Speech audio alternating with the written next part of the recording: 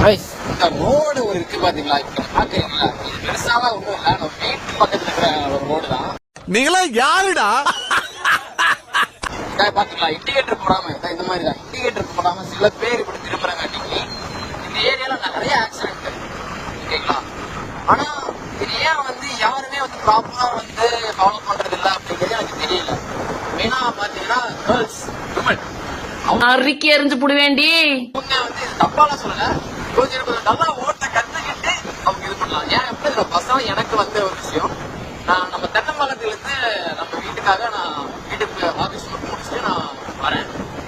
அந்த கார் என்ன பண்ணாங்க அப்படின்னு பாத்தீங்கன்னா, நைட் டிக்கெட் லெஃப்ட்ல திரும்பினாங்க. நம்மள கொண்டு அந்த டைலாக் தான், யாரு சாமி நீங்க அப்படிங்கிற மாதிரி எனக்கு தோணுச்சு.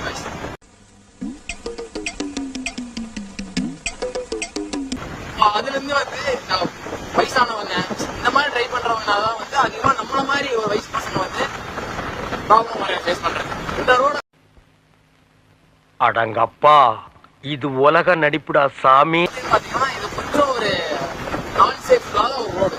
ஏன் அப்படி சொல்றேன் அப்படின்னா, பிகாஸ் நிறைய பேர் ஆக்சிடென்ட் ஆயிருக்கு, ஸ்பாட் வந்து நிறைய பேர் போயிருக்காங்க.